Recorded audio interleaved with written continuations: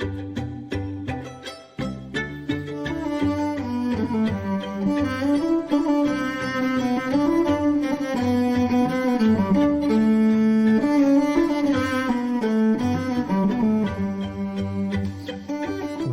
to The Lubber's Hole, a Patrick O'Brian podcast. You're with Ian and his particular friend, Mike. And between the two of us, we're rereading our favourite novels, the Aubrey Maturin novels of Patrick O'Brian. We are making our way once again, Mike, through Clarissa Oakes, or as some people call it, the Truelove. Catch us up then. Would you mind telling us where we got to last time? Could you help us anticipate what's coming this week? Oh, be delighted to do so, Ian. Last week in Chapter 6, Stephen signed on to Jack's mission to help Queen Puolani defeat the northern chiefs, Jean Dutour, and the French-American privateer, the Franklin.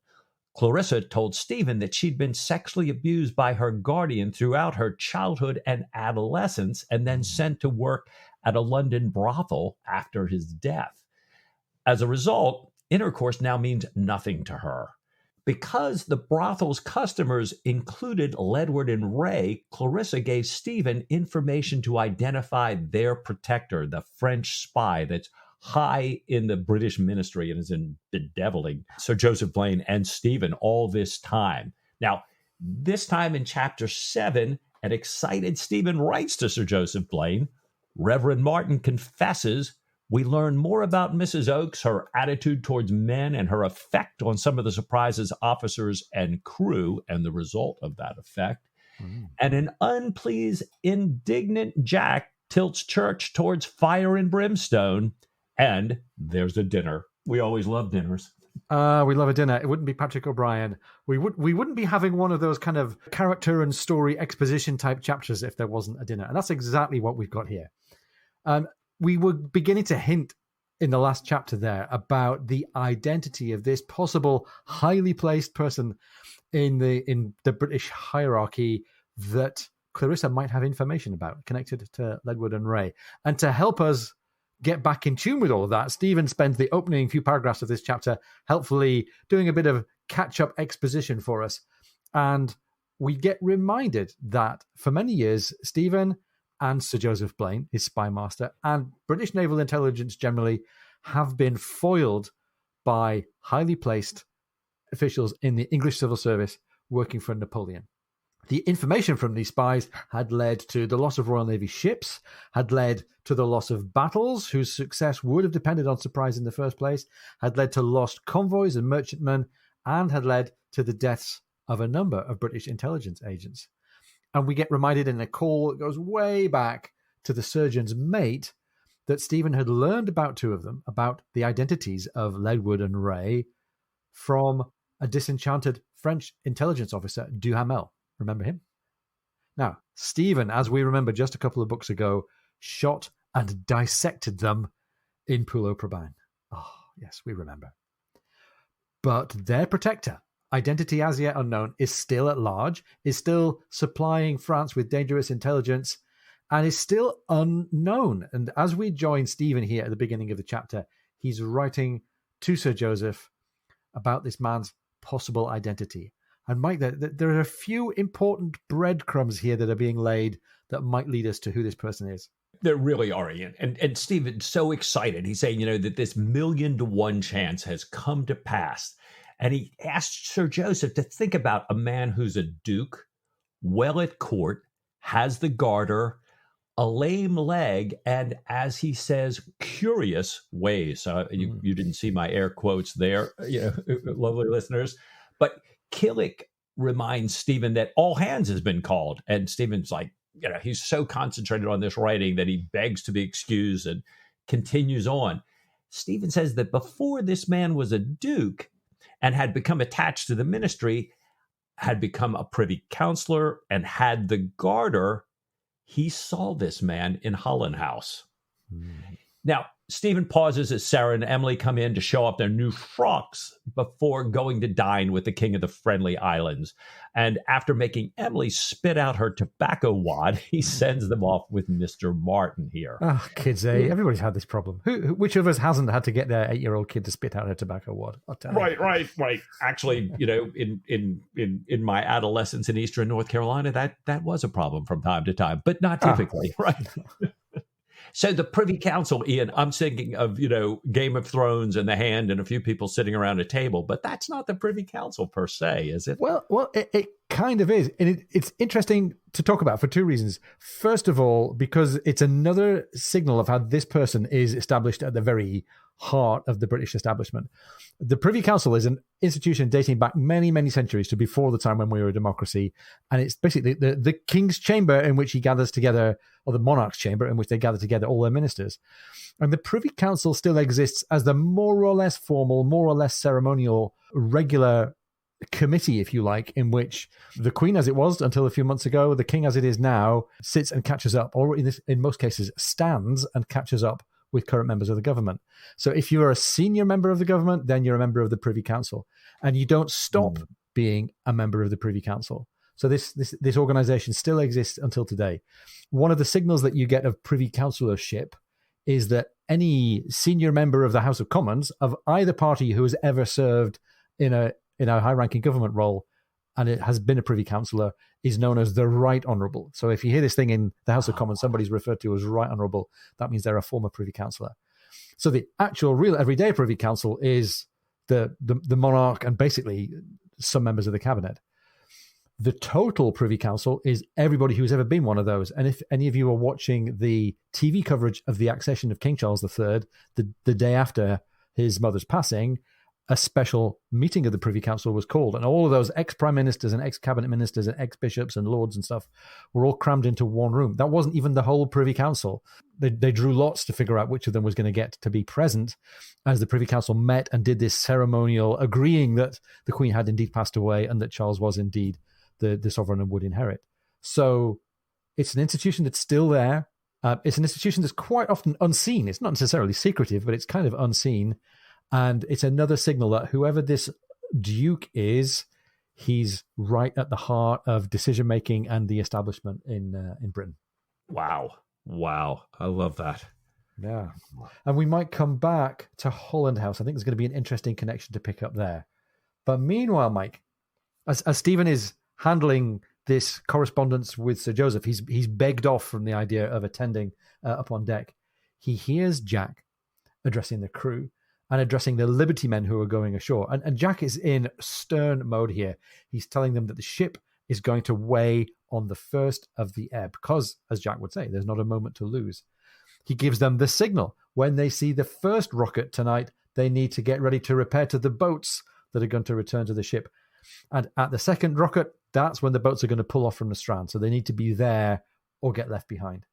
There are going to be no women aboard, he says. And this is an imprecation that I think bites him in the backside here, because the butcher, who's still drunk from his own liberty ashore the night before, calls out, "What about Mrs. Oakes?" And lots of people kind of sidle away from this guy and look sidelong at him because he's clearly blotted his copybook. And Jack has his name taken, and it's very telling that Jack is forced to turn to Lieutenant West to take that man's name, because West and Davidge are part of this great division among the crew, and this open dissent in the crew is an outward sign, Mike, of the kind of fractured relationships in the crew that we've talked about indirectly in the previous chapters, but we're just starting to see coming to visibility right now. Yeah, and that butcher had featured so prominently last week with the whole brouhaha over the pigs. Yeah, he's the man with the really, hogs. Yeah, exactly. The hogs, exactly right. Well, continuing his letter, Stephen says that he saw this man at Holland House during the peace. And Stephen says that, when he saw this guy, he had just walked through the door, his face shining as though he had been granted the beatific vision. He was returning from a meeting at the French embassy. As this man entered the place, Lady Holland was saying how she worships Napoleon and asking how this man's dinner, as she said, with the divine First Council went. Stephen now knows that this man was part of Ledward and Ray's dirtiest parties, as he says. And even though the man had gone to school with Ledward, he never acknowledged Ledward or Ray in public. Stephen says he's absolutely convinced this is the man because they kept finding a name for this man in Ray's code books that they had acquired when they tried to arrest Ledward and Ray, and that name was Pillywinks. So some very interesting things here. Pillywinks, Holland House, these people here, Lady Holland. Yeah. Ian, any what are these things? Well, Holland House, we can presume, it seems pretty clear, is a reference to Lord Holland as he was then, Henry Vassall Fox, 3rd Baron Holland, who was a real character in government at the time. He was a radical Whig, so opposed to the Tories like our Jack, a radical kind of modernizer and reformer, a bit like his uncle Charles James Fox, who you might also have heard of. Lord Holland served as Lord Privy Seal between 1806 and 1807. And Mike, we were just talking about the Privy Council. Lord Privy Seal is a member of Privy Council who is attached to the kind of the running and the business and the liaison associated with the House of Lords. Wow. Now, in the House of Lords then, this guy Holland had led the opposition to the Regency Bill in 1811. He had attacked the Orders in Council and other measures that the government had taken to counteract Napoleon's Berlin decrees. So this guy Holland was clearly somebody who was interested in shaking things up, and maybe even shaking things up in a way that wasn't totally opposed to Napoleon. He had denounced the Treaty of 1813 with Sweden that bound Britain to consent to the forcible union of Norway. He had resisted the bill in 1816 that was set to confine Napoleon in St. Helena, which is a little bit ahead of our timeline, but that's where I'm sure you all know that's where we're headed with Napoleon. He had met his wife, Lady Elizabeth Vassall Fox, in 1797, after the two of them had conducted a scandalous affair for several years. So this is a fairly racy character and a bit of an iconoclast. She, Elizabeth Vassall Fox, had divorced her first husband just days before her wedding to Lord Holland. And we certainly get from real historical references here that Lady Holland and her husband were great admirers of Bonaparte. They'd met him in Paris in 1802, and she had corresponded with Napoleon until his death. So even though it's odd to hear this story of a British aristocratic lady saying she admired the divine first consul, it represents a real situation and a real character. Now, that's Holland House and the connection to the establishment. I've never heard the word Pillywinks in connection to the establishment of anything. Mike, what can we find out about that? Well, fascinating. I chase this thing down, and Pillywinks is another name for a thumbscrew torture device. Wow. Which is, and I'm kind of thinking, is this their kind of S&M parties that they went to? And this guy was like proficient with the thumbscrew torture device. No idea, what this is here. But for whatever reason, Stephen's going, oh yeah, Pillywinks, this is your guy here.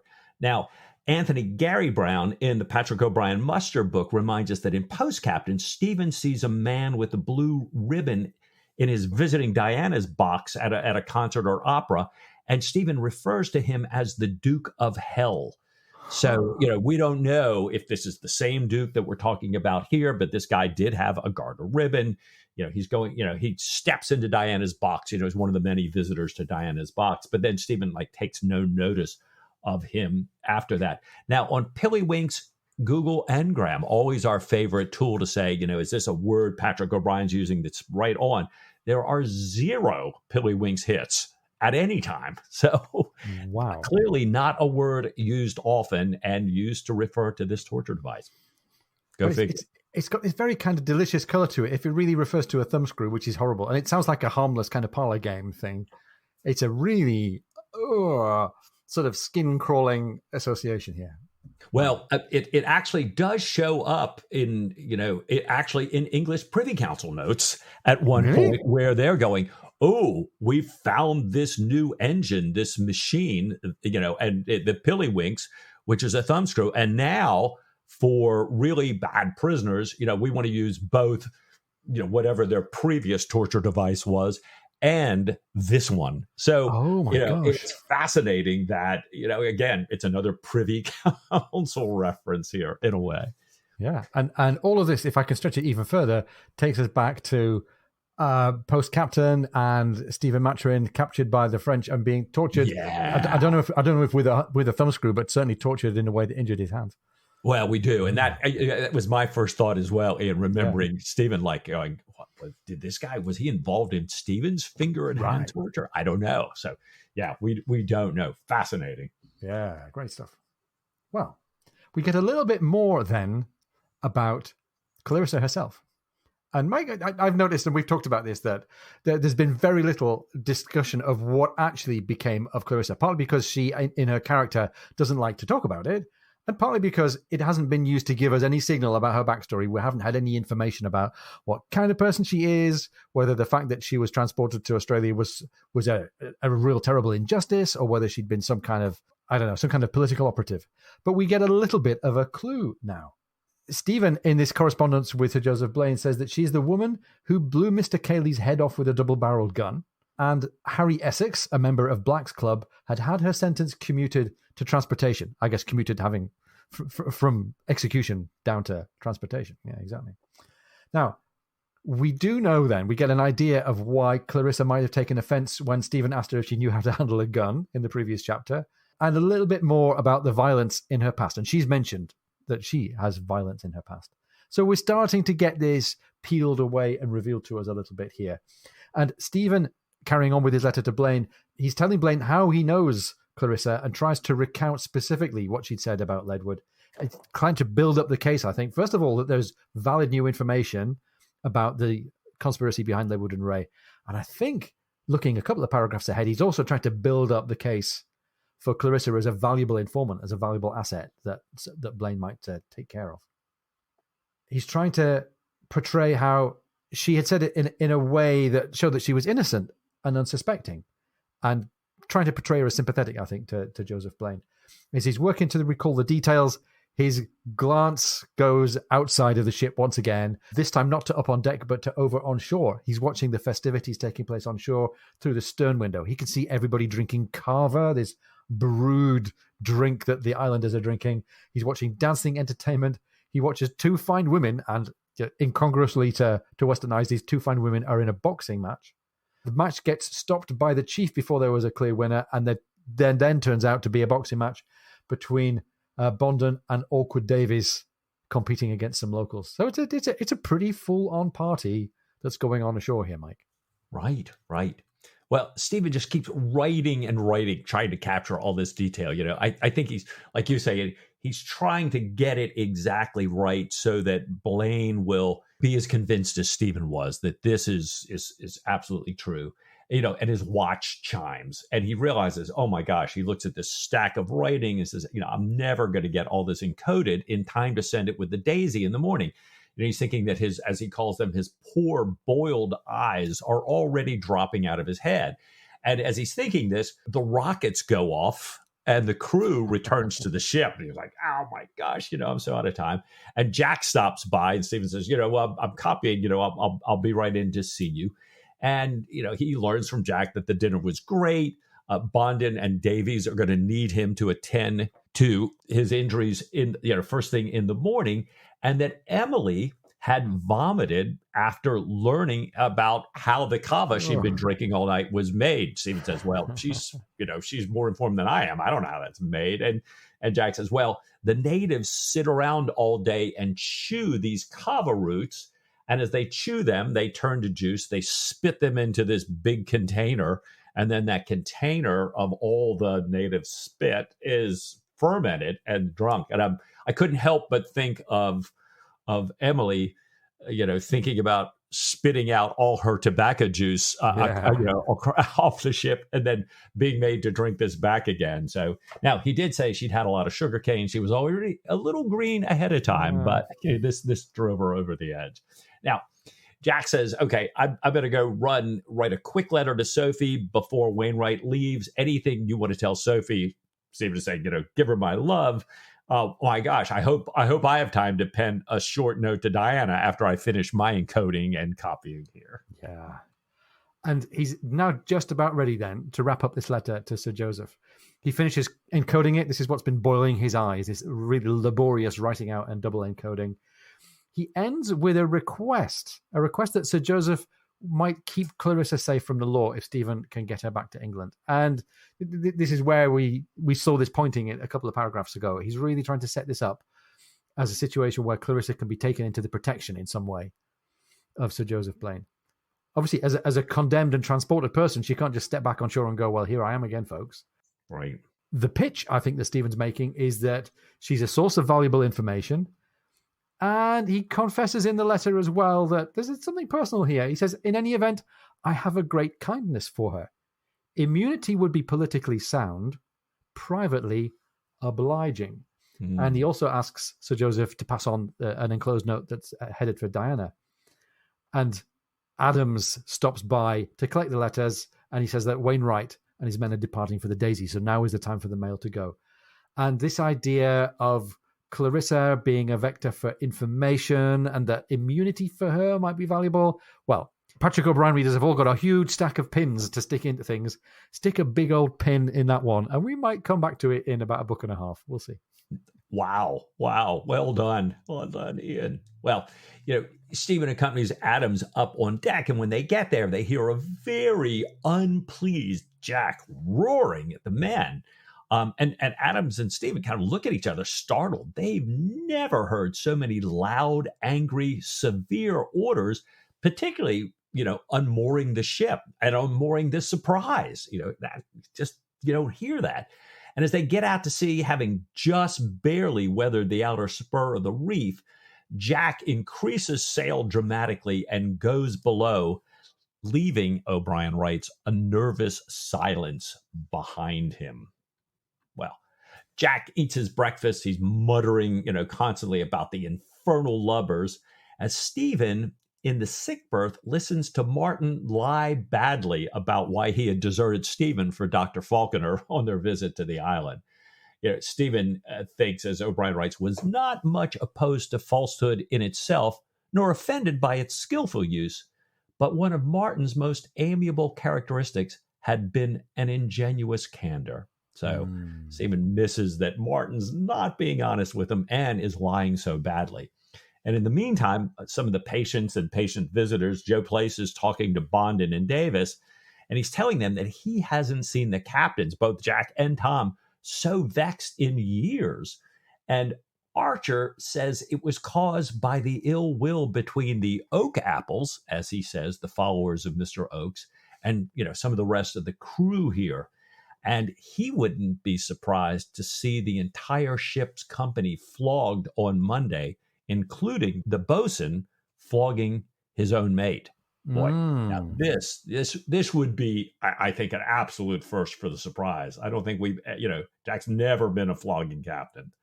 No, but it's a really telling measure of just how far discipline and goodwill is breaking down, not only between the officers and the crew, but between the different factions in the crew as well. Right. I think it's the first time we've heard the Oak Apples being called out as a faction. Martin realizes now that he's in a tricky place here. He can't justify his actions to Stephen, and I think he's beginning to be aware that he's been more than a bit evasive and more than a bit false in the way he's accounted of himself to Stephen. So he starts talking about all the oaths that he heard on deck that morning, the thunder from the captain yelling and shouting, the captain thinking that these poorly executed maneuvers might cause them to miss their tide. And then in this very odd side note from Martin, he says, he starts to criticize the captain and says, I'm very surprised that somebody of his experience would have gone about it this way. And this is not something that Stephen wants to countenance. He cuts him off straight away and asks for quicksilver, asks for mercury. And Martin notices this and says, well, I'm sorry, I hope I didn't offend you. And Stephen gives this very neutral but telling put down. He says, as far as I am concerned, Captain Aubrey is wholly infallible in the conduct of a ship. Pause. Pray, tell me about your walk with Dr. Falconer. Wow. And Stephen's just very firmly but calmly putting a stopper on the end of that and saying, okay, let's change the subject now. There's an even more interesting thing for us to follow there, here, isn't there, Mike? Quicksilver. The doctor says it's the best physic for syphilis, for the pox, and he says he'll be needing it shortly for a patient. And actually, we're going to learn that Jack is going to describe in a letter back to Sophie that Stephen is seeing Clarissa now. So by the time you put these breadcrumbs together, they're very, very subtly laid there. It's clear that Clarissa is the person with syphilis, and Clarissa is the person that Stephen's about to be treating with quicksilver. And all is still not well between Stephen and Nathaniel Martin. No. Although Martin finally starts to come clean here a little bit, and I think is helping his cause a little bit. He describes his, mostly unsuccessful outing with Falconer. Falconer very early on had twisted an ankle, broken his spyglass. They couldn't go forward. They couldn't go back. They really saw no birds of note. And they discovered that although they'd brought all kinds of collecting equipment, they had completely forgotten to bring any food or drink. So they're out in the hot sun, no food or drink. Falconer can't walk. And, he asked Martin to go retrieve some coconuts for them to get at least a drink there. And Martin was unable to do it.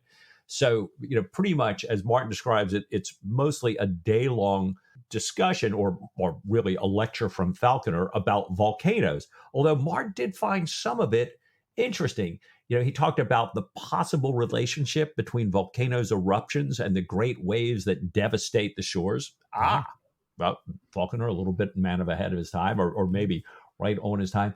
And how the Polynesians see the volcanoes as visible gods and sacrifice to them, as the text says, in the hope of evading the usual fate of the poor and lowly born, whose souls are slowly eaten by the evil spirits who dwell inside the craters. Wow. Yeah. And, these volcanoes may come in a little bit to play later. Indeed. Take out another of your silver-plated pins, dear reader, and stick one in there. Right. Meanwhile, Stephen still has a bit of recovering to do. Thankfully for him, Jack has got some coffee saved for him in the cabin. He's noting how red Stephen's eyes are, calls for Killick to put on yet another pot of coffee, and Stephen notes very disingenuously, like he always does, that the ship is now actually moving quite fast. And Jack describes himself and his mood quite accurately. He says, I was so hellfire hipped by the crew's actions in the channel that I wanted to get fresh air quickly. And this is him describing all this shouting and uproar and upheaval that Martin and Stephen had been noticing up on deck. Jack believes that their speed is going to increase still more when the breeze comes abaft the beam, and, as often happens when Jack predicts something, it comes true. Jack completes his usual fore and aft walk on the quarterdeck and asks Tom Pullings for a word in the cabin. And Mike, now we're starting to dig into it a little bit. Now Jack is going further to try and find out what's really going on with the gunroom and the crew. Tom invites Jack to come eat in the gunroom the next day, and Jack says, I must decline, but it's no fling at you. And he has really unburdens himself to Tom Pullings here. He says the ship is falling to pieces because of the ill will in the gunroom, and his idea for remedying it is to make Oakes an acting lieutenant. And we get this very unusual insubordinate outburst from Tom Pullings. Oh no, sir! Followed by a big blush from Tom Pullings. And Jack says that the promotion might make the gross incivility that he's come across in the gunroom less easy, might prevent the officers from riding Oakes and angering the hands in Oakes' division. After all, he says, Oakes is a tolerable seaman. He can stand a watch, and making him an independent member of the gunroom like that might actually be good. And Pullings is very embarrassed and doesn't really know how to say what's on his mind here. He says, I don't want to carry tales. I don't want to inform. But this promotion would mean that Mrs. Oakes would mess with the gunroom. And his description of it is quite telling. He says, some of the officers are sweet on her. Mm-hmm. And this is a great understatement, I think. Jack says, of course they are, since she's so amiable. She's such a charming character. Why would they not be sweet on her? And Tom says, no, sir. I mean serious. Bloody serious. Cut your throat serious. Fucking serious. And Jack is really taken aback, I think, partly by this description and these words, and also that it's coming from Tom Pullings. And in another little bit of understatement here, he invites Tom to row back a little bit and says, surely you don't mean that last word literally? And Tom says no. But I think, Mike, you and I and every other reader are pretty sure that the real answer is, oh, yes, that's exactly what kind of serious they are. Yeah. Well, Jack tells Tom he's certain that Mrs. Oakes never encouraged them, but he thanks Tom for letting him know. And then he turns to the crew's shameful bungling that morning And it says, I'm going to handle the officers, but I need you, Tom, to bring me a list of the hands that need to be dealt with for neglect of duty. He says, the ship absolutely has to be pulled together before we get to Oahu, or we're not going to be able to go into action. Now, I think he turns around and instead of saying, I'm going to accept the gunroom's invitation, can't do that. He invites Tom to dine with him, Stephen, and perhaps Martin and the Oakses, the next day, Sunday. And he asked Tom to let Davidge and Wes know that he would like to see them now in the cabin. So here we go. I'm really glad of this. I'm looking forward to this paragraph, not because it resolves anything greatly, but I'm just glad that Jack is getting a hold of this and that these people are having their behavior called out here. Jack had left the unmooring of the ship to West and Davidge on that morning whilst he and Tom had been meeting with Wainwright below. And again, Mike, we're getting this described in secondhand kind of reported speech after the event. This is the hullabaloo that Martin and Stephen Maturin had both noticed. He'd come on deck to find an everyday maneuver, the unmooring, shockingly bungled. West and Davidge had expected to be called in, but they didn't expect the cold fury and the far-reaching observations that followed from Jack. And we get a little lesson in tough and directive leadership here from our leadership guru, Jack Aubrey. He says he's talking to them now about their public life, the life that they conduct between them that's very visible to the rest of the ship's company. And he talks about how gunroom disagreements become public even when we try to keep them under hatches because they end up turning divisions against each other. They, however, had never tried really hard to keep things under hatches. They were blatantly rude to each other in public, even after Jack had openly checked them for this lack of civility. And he goes on and says that their behavior had resulted in the disgraceful exhibition that he'd seen at the unmooring, while, in Jack's words, they had wrangled like a couple of fish fags, which is, I think that's a Whitby phrase, actually, for women selling fish. Anyhow, they had wrangled in this way in front of Wainwright and his people, people from outside the Royal Navy. They had disgraced the ship at Oakes's wedding dinner, showing no respect at all for their guests. And as a result, he goes on to say that Captain Aubrey, had just declined the invitation from Pullings to dine in the gunroom tomorrow. And he says, from now on, you're going to keep up public, officer-like appearances with each other at all times. And he says to them that if they fail to do so, he will supersede them with 2 of the master mariners from before the mast, and he'll include it in his report on them to the Admiralty. And it's pretty clear, Mike, that's going to be career ending for both of these characters here. Yeah, you can just see Jack, he's thinking, Wainwright and his people were there. What if it was a kingship that had been watching this? What is Royal Navy? Man, what if we were in the middle of action and the crew's doing this because of these divisions, and he's so indignant now. I think he is just, it's like, you've disgraced yourselves. You've disgraced the ship. And, I'm not having it. I'm not having it. He had told Tom earlier, that he's, as the husband is the last to know, meaning that he's the husband of the bride's surprise. So, yeah, you have really, really embarrassed me and my wife here. He's not having it. Well, I tell you what, I think West and Davidge ought to take that to heart. They ought to spend a little bit of time thinking about their behavior, as my parents used to tell me. You need to go think about this. But we need to take a little pause, get a little refreshment, and then come back and see where we go with all of this. Absolutely. We'll be right back.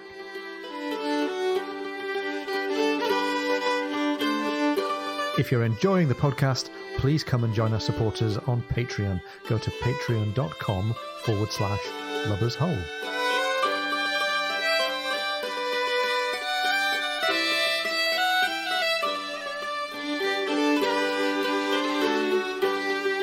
Welcome back. I hope you've had a chance to reflect on how things are going in your own personal gunroom. I hope everything's okay there. Still, clearly, all to seek, I think, aboard the Surprise. We get yet more secondhand reporting of this as Jack sits down to write to Sophie about what he's learned, about what he's heard from Tom Pullings, about how West and Davidge hate each other because of Mrs. Oakes, and how adding Mrs. Oakes to the gunroom could cause their rivalry to break bounds. And Jack is having to describe this, having only a few letters ago, I think, pretty much praised up Mrs. Oakes as a benign and tolerable character. He's having to report that the effect that she has is really pretty different. He's very sorry, he says, that such a modest, well-conducted woman could be so persecuted. And he laments that she's confined to messing in the dismal, solitary midshipman's berth, which I think is not a great experience for somebody who's meant to be the wife of one of the officers aboard the ship.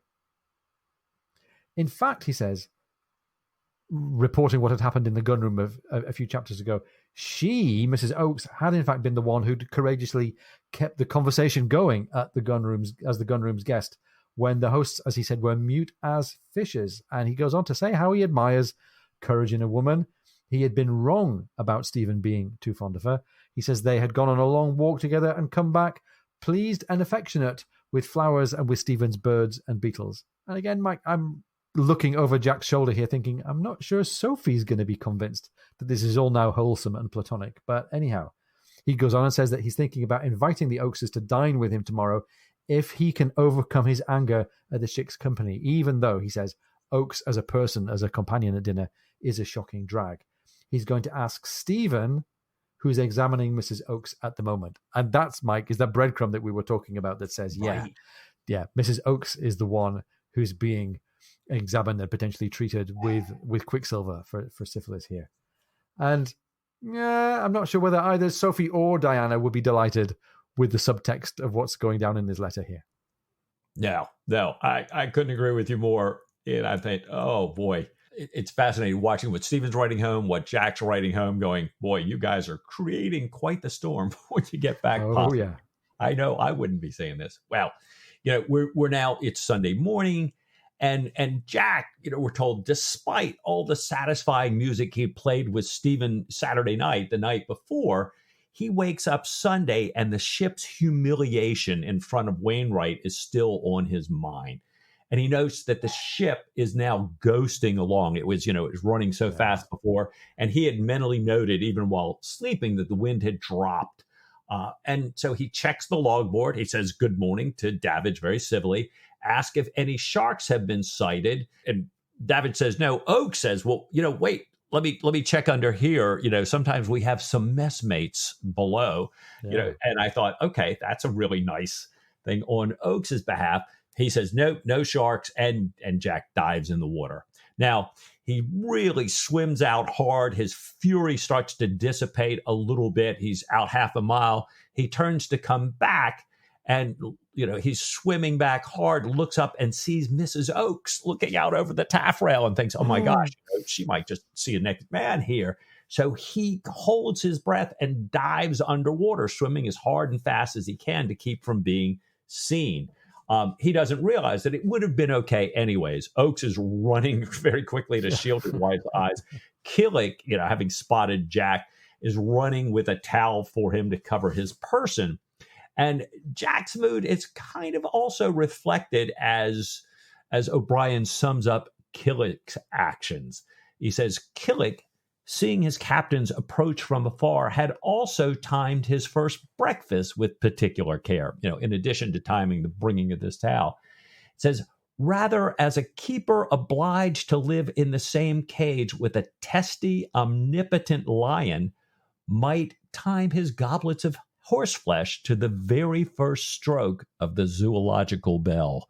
Boy, I think, Jack is absolutely a watch mainspring being tightened and tightened with his indignation.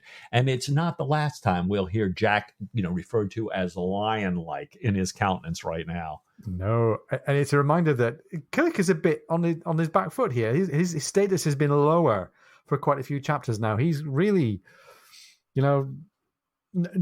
hasn't quite got the moral advantage over everybody, and in particular over Jack and Stephen, that he had in the past. So he's looking after the lion, but he's still just the person who cleans up the cages afterwards.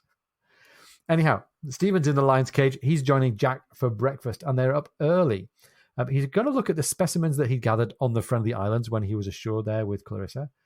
And Jack tells Stephen that he'd almost offered Mrs. Oakes a dreadful spectacle, the spectacle of a naked man, a naked Jack Aubrey, had she turned his way. And Stephen, I think, poo-poos this a little bit. He says, that would have been very shocking. Pray, he says, pass the breadfruit toast. And once again, Stephen's in a very kind of quiet, controlling mood. He shuts down a line of conversation and rapidly changes the subject. He likes undercutting people in this way, doesn't he? He's good at using conversation like that. Stephen is remembering that Mrs. Oakes had already seen Jack naked looking through a scuttle while he was examining her, and he remembers her detached interest, that she'd noticed all of Jack's wounds on his torso there. And that had been the first time that Stephen had noticed something unusual in Clarissa's attitude toward men, this very clinical, detached attitude that had disconcerted him at the beginning. He hadn't seen any irregularity in her outlook or her behavior before then. Jack, at this point, breaks into Stephen's thoughts and says, "Speaking of Mrs. Oakes, it is long since I heard her howling on Martin's viola, or Martin himself, for that matter." And Stephen passes on a little bit of gossip. He says, "I believe that I heard Martin say that the neck or the head of the viola was out of order," and once again changes the conversation to ask why there's so few viola players compared to fiddle players. And there's an existential question for string players, because the viola players are the butt of all the jokes. But viola players are always going to get a gig. If you're a viola player, you can get signed in anywhere. Anyhow, Tom comes in, breaks into this nice little conversation about musicality, and asks Jack if he wants to rig church. Jack says yes. This is an opportunity not for reflection and pastorality. This is an opportunity for bringing order to the ship. He wants the penitential psalms and the articles. And exactly what might he mean here, Mike, by the penitential psalms? Yeah, the penitential psalms are the ones that are, absolutely major on, we've sinned. We're really sorry that we've sinned, and we're, kind of asking for forgiveness here. So, low be us here. And I think it's just the effect Jack wants for this service. It's like, I want you guys to be completely aware of, how badly you've done. And part of the reason behind the penitential psalms are, we realize that it's not good to be outside of God's favor. At least, as we kind of look backwards, Old Testament wise, the Psalms being part of that Old Testament here. Wow. Now before church, there's division. So, we're going to have this inspection. Jack's going to, look every man in the eye all around the ship. And, it's a great time, O'Brien tells us, to take the ship's company's pulse. And for each of the ship members to gauge the captain's state of mind. And we know a little bit about both of them right now. So this is a very interesting description here. Now, Jack notices all these expressionless faces on the very well-washed, well-shaven crew. So that tells him a lot. Usually there's, just a little bit of chit-chat. This is not a Royal Navy vessel. But no, not today here. The crew, on the other hand, feels this gloom and dismay descending upon them after Jack looks at each one of them, because Jack is still very angry and very resentful of all the unofficer-like, unsportsmanlike mishandling, swearing, shouting for, what he thinks it was just a single order, unmoor ship. That the old surprise, that's all you would have said. And everything would have gone, completely in order and without another word here. And this, displeasure just emanates from him. He smiles only once in this entire journey around the ship. And that's when he sees Reed back for the first time since his accident. And also here's Reed, who's, been a youngster, now, kind of a budding adolescent. We learned that Reed's voice is just starting to break into this croak as he's talking to Jack in answer to Jack's questions. Yeah. And he moves on to Oakes's division as he's on his tour of the ship. Oakes's division is normally the most cheerful. It has the kind of young, fit, irrepressible guys in it, but it's now the most disturbed part of the crew. Disturbed partly because of the guilt that accompanies the high perfection of cleanliness and Sunday dress, gestures towards averting wrath, as the text says.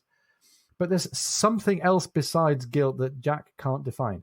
He comes to Jemmy Ducks and the young girls and notices how much they've grown, and thinks about how his own daughters might well be just as long in the leg as Emily and Sarah are now. And Jack is kind to them, but he notices that they, maybe sensing the crew's mood and thinking back to their own childhood, seem themselves more anxious than usual. And O'Brien gives us a bit of commentary on this. He explains, in their, meaning Emily and Sarah's, in their remote Melanesian small childhood, formal gatherings had sometimes ended in human sacrifice, a reasonable foundation for uneasiness. We'll get to the Articles of War shortly, and I think there's kind of a version of that going on amongst the crew, and Jack means to put it there pretty clearly. Yeah, absolutely. In the meantime, Jack's inspecting the ship. Stephen and Martin are down in the sick berth waiting for their inspection. And Martin confesses. He tells Stephen, I really owe you a fuller explanation. He says, the reason that I didn't go with you, that I went with Falconer, is because for some time he's felt a growing inclination for Mrs. Oakes that would be criminal to indulge. So he just avoids her company. He says, even at the cost of falseness and incivility, which he greatly regrets. So, he's apologizing to Stephen. We've got, the truth finally out here. Well done, Martin. Yeah, and absolutely. Stephen, as always, so gracious, says, never in life, my dear Martin. And adds, I love this, it's better to flee than to burn. I probably should have carried that motto around somewhere in my youth here. Besides, he adds, Martin adds, and I think, Stephen's kind of absolving him. Martin is still kind of carrying on with his confession and says, that's also the reason that I broke my viola. And so I think Stephen actually in the conversation earlier with Jack may have been covering a little bit for Martin. He might be wondering, I wonder why that is going on. Or perhaps Martin had made some false comment to Stephen. But, so he wants to avoid her so much, he breaks this precious instrument of his, again, the effect that Clarissa is having on these folks here. Now, he says, Stephen adds not to worry because after all, he and Clarissa had a much more successful botanizing outing. It's like, don't worry about that. We got a lot of great botanizing done. And Martin, thinking about the botanizing, says that, I'm kind of reminded that at one point, he's thinking, we didn't do very good botanizing, but he hadn't said this yet. At one point, he and Falconer were sitting amongst a bunch of old rotting trees from a hurricane that had gone past some time ago, which offered a great quantity of diverse beetles. And he hands Stephen a box and says, this is my gift to you. I pray you'll accept it. So I think it's almost kind of a sin offering, as you will here, if we go back to that Old Testament again. And Stephen, looking into the box, cries, here's glory for you. And he tells Martin how grateful he is as he's thinking about, talking about all these different kinds of beetles and how happy it will make Sir Joseph. It's really nice. Between Stephen and Martin, and in a way between the two of them and Sir Joseph, there's been this disconnect, and the obligation and the connection between them is tentatively being built back up here. Jack Aubrey's been working hard on building authority for himself, and it's paying off, at least in the mind of Padine, because I love this introduction that Padine gives when he interrupts this conversation. Says, "Gentlemen, dear, himself is upon us." Himself being his very respectful word for Captain Aubrey. And Stephen quickly tells Martin that the captain intends to invite him and the Oakses to dinner. And with this bit of forewarning, then Martin says, "I'm going to be able to keep my countenance," that's to say, keep a calm facial expression for the space of a dinner at least. And this is a step ahead. Not that many hours or days ago, he was unwilling to share space in a boat with Clarissa. But now that he's confessed a little and rationalized a little, he thinks he can manage to keep his countenance for this little while. However, after Jack has been through the motions of inspecting the sick berth and inviting Martin begs to be excused in the end. He says he's not well, says that he won't be at the church either. He thanks Jack and lays out that he knows what this means. He says, a man must be uncommonly disordered to decline an invitation from both his patron and his commanding officer. So that's a pretty big confession, and it's a big reminder as well of just how bad this attachment to Clarissa Oakes has got for Martin and how he's now at least aware of it. In the Navy, he knows a refusal to accept an invitation like this is, as the text says, assumed to be a declaration of hostility, very near neighbor to mutiny, if not high treason. But since Jack doesn't see Martin, or indeed Stephen, as truly maritime animals, Jack takes it pretty well on himself. He says that maybe it's something that you ate in Anamuka. Why don't you rest, he says, and get advice on the more lowering psalms. And once again, Mike, we've got reference to how contemplating the psalms might help us with a bit of hubris here. We wonder then whether, just like the psalms, there's a bit of fire and brimstone coming in the church service that Jack's about to preside over.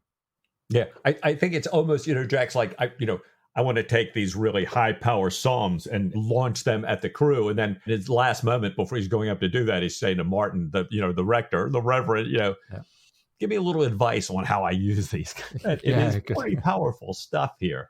Well, Jack goes on. He continues the inspection. They go through the cable tiers. They usually do. And Jack recalls that this is where they found Mrs. Oakes originally. And he says, she's now as much a part of the ship as the figurehead. And the text continues, Pullings, who worshipped and detested the figurehead equally and in torment, uttered a murmur of assent. And I think here we're clearly meant to say this is not the literal figurehead. It's, Pullings, who worshipped and detested Clarissa Oakes equally and in torment. So gosh, we're just really pounding this effect of Mrs. Oakes on the crew, on the officers, in dividing the company, the thing that had resulted in this incredible brouhaha over the unmooring. And it made Jack so mad here. We saw the depth of impact on Martin to be false and uncivil to his friends, to break his viola, to insult his patron and commander, and by avoiding the dinner invitation here. Wow.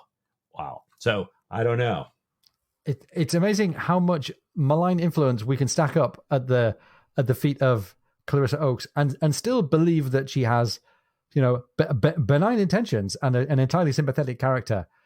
But her presence amongst all these men with a lack of self-control and with the urges that they have, the combination of the two is turning out still to be pretty explosive here. Right. Her mere presence and her desire to be liked by everyone. What the men have done with that. I tell you, this is something I hope we can go deeper with somebody with a little less testosterone than you and I. We might be a little bit too masculine to really get a perspective on this. Let's come back to that. Good point. Yeah, that'd be great. Okay. So all the way through this church service, we get Jack's expression described as having leonine ferocity, like a lion. And Mike, this is the second time in the chapter we've had this animalization of Jack Aubrey as a lion. His lion-like qualities in the grip of his righteous indignation, the disgrace that's been brought upon Surprise, which as you've already said, Jack feels like he's married to. Jack's voice echoes these qualities as he's reading prayers and the sin-confessing psalm, and he kicks it all up a notch when he gets to the bit that he really sets his heart by, which is the Articles of War. He adds special emphasis to his reading of the Article of War that deals with quarreling with superior officers, with disobeying orders, and negligently performing duty. All of those things being, in the Articles, punishable by death. He also emphasizes the prohibitions against quarreling and disturbances and reminds them that any crimes not specifically mentioned shall be punished according to the laws and customs in such cases used at sea. And as he's glaring at the crew here, he's really projecting out to them. Don't you characters forget that I can keelhaul you. And the prediction that some of the crew are making that there might be some floggings, probably not very far from where Jack is really at here. And as he dismisses the hands to their dinner and dismisses them for their grog, he paces the quarterdeck. And the description that O'Brien gives us is great. As grave as a hanging judge. And judges are pretty grave in these books. We remember Lord Ellenborough just a few books ago. And that's a real dark signal of just how ferocious Jack's mood is right now. Killick, the low-status lion tamer, creeps in here to tell him that the dinner guests are at single anchor, meaning they're ready to go for dinner. And he brightens at this. He puts on his finest jacket, gets himself back into socializing mode, host mode, and walks in to receive his guests. In come the guests. There is Mrs. Oakes, the Scarlet Woman, as the Sethians have taken to call her, in a modified version of that wedding dress. Tom Pullings is there in his captain's coat, Stephen in his surgeon's coat, and Oakes, who has no precedence, he's not a commissioned officer yet, but he has at least brilliantly polished his buttons. Yeah, and you would think, Jack said what a drag he is. We've established he's got no precedence, no standing. But it, turns out as they're sitting there, Oakes is the most cheerful of all the guests. He's obviously been fortified with grog before his appearance here. Yeah. And when Jack asks Clarissa what he can bring her to drink, she says that she'd be happiest if she can just share her husband's Madeira. And O'Brien writes, in so wifely a manner that the married men, even Killick and his mate, smiled inwardly. And this is, this is that dear thing that our brides do for us. Like, yeah, I'm going to, this guy's been in his cups just a little much. I'm going to watch out. So I'm going to share the wine with him. I'll hold that glass. Thank you. I love this. Well, when seated at the table, Oakes is diagonally across from Clarissa. So it's way too far to share wine. But still, he looks at her with a dog-like devotion, it writes, and her glances at him make him cry belay before Killick has half filled his wine glass when Killick's standing over him. But even without the wine, Oakes's spirits are high, and Stephen suspects that Oakes and Clarissa have a new understanding, and the text says, perhaps physically ratified. So, Oakes is a pretty happy guy here. Yeah. Pretty happy guy, Can that possibly mean that it's all going to be okay? Can that possibly mean that she's decided that she's going to steer clear of all of these guys and that she and he, Oakes and she, are going to be okay? I don't know. I think when I read that sentence, I hoped for a moment or two that might be the case. But this is Me too. This is a Patrick O'Brien book, and we're only on chapter 7, so let's just see here.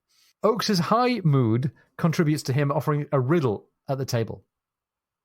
And Oakes asks the doctor, do you know what grows still longer the more it is cut?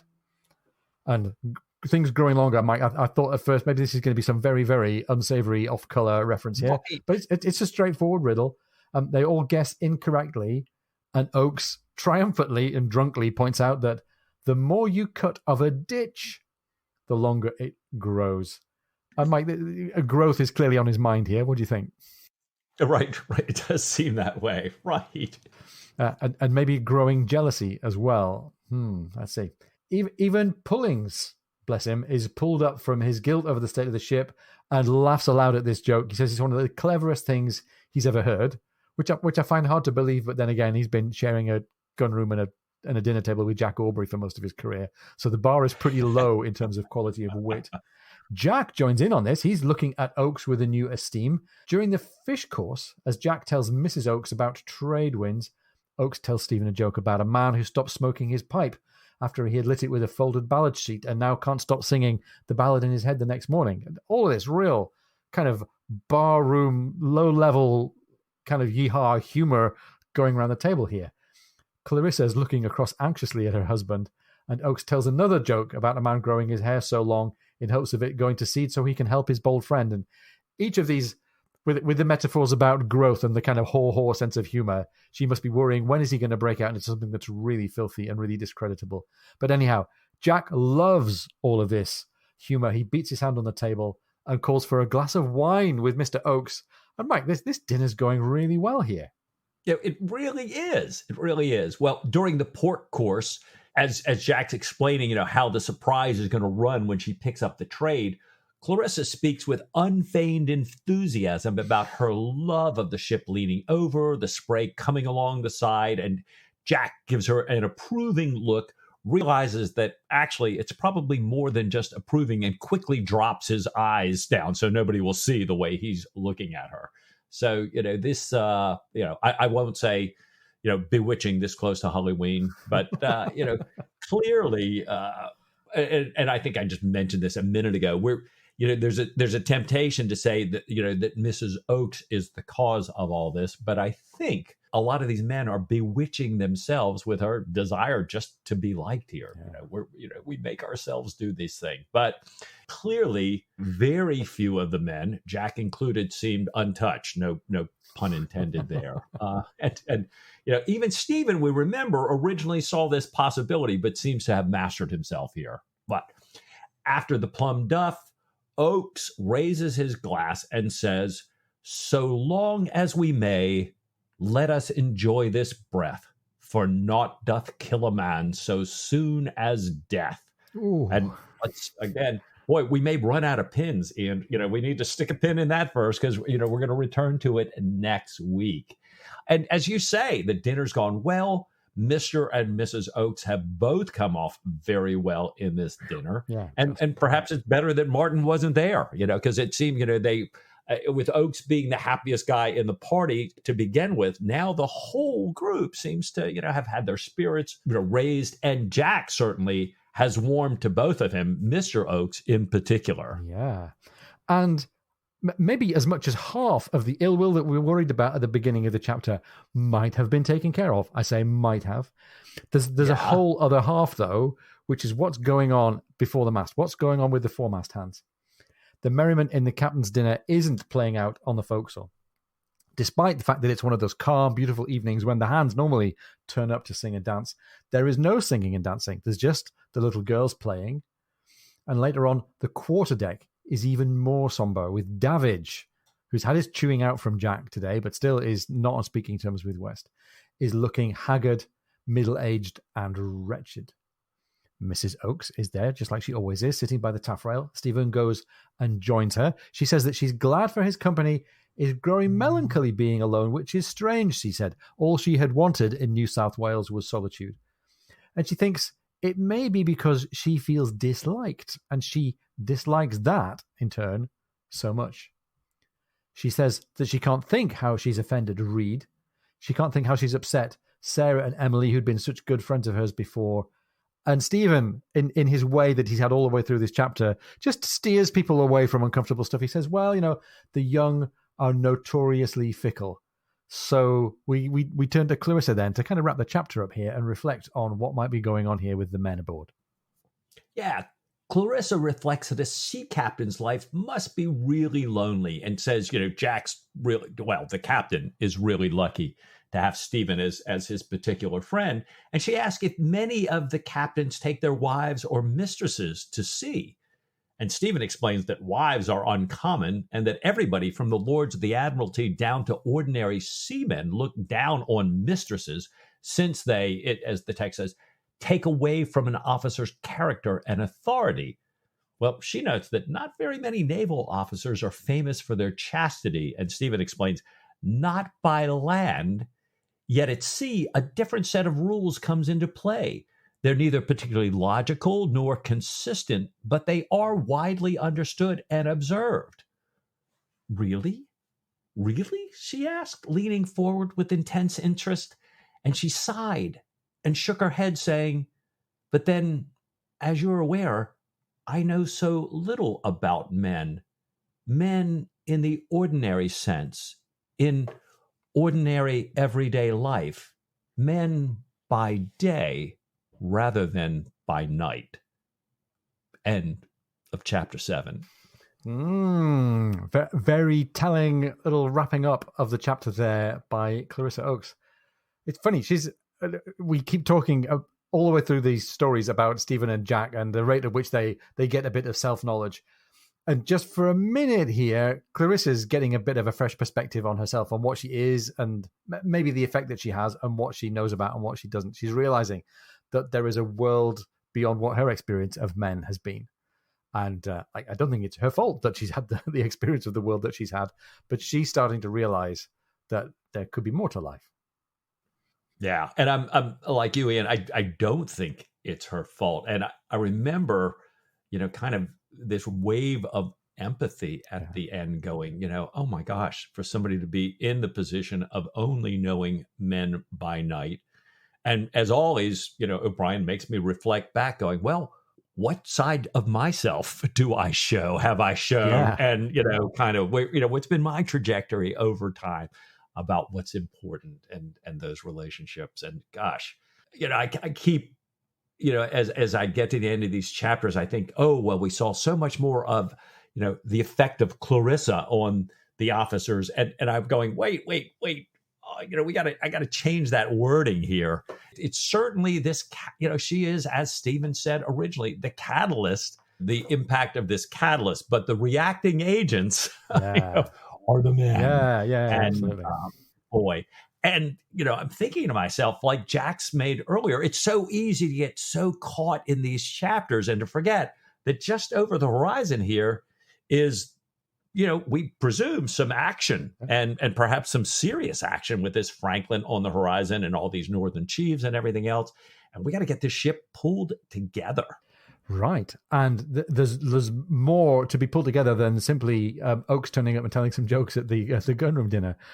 There's all the stuff on the forecastle to take care of. There's still this conflict between West and Davidge. Right. Stephen's been steering people away from touchy subjects and changing the subject and kind of doing this short-term protect and secure kind of conversation. But at some point, some of these people have got to have deeper conversations, and we've got to resolve a few things here. Maybe there's hope of some kind for West and Davidge and their careers. Jack has given a pretty pessimistic signals about that so far. Maybe there's hope that the crew can pull together. If Oakes as star is on the ascendant again, maybe that means the Oak apples can stop falling out with the rest of the crew. But I really don't know. I like the fact that having had 2 or 3 chapters of really downbeat, dark, gloomy assessment of the way these men are all behaving around the character of Clarissa, that she's starting to look ahead and think, maybe there's a different place for me in the world and there's a different perspective. But I don't know if it's too late. Is this whole ship and this whole ship's company on a trajectory for some kind of disaster? And as I've said before, it's only chapter 7. It is only chapter 7, and I'm reminded, we're kind of caught here in this, that there still is this whole impending thought of tons of punishment, perhaps about to rain down. So, does that happen? How is that going to play out? What effect is that going to have? We've had so many times before. This is not a mutiny-like ship. This is not those hard horse officers. But right now, Jack seems to be in a little bit of a hard horse mood vis-a-vis some of the officers and the crew, and it sounded like this could be pretty far-reaching. A lot of action, a lot of punishment. Ian, I don't know. What do you say next week to just a little bit more Patrick O'Brian? Oh, Mike, with all my heart.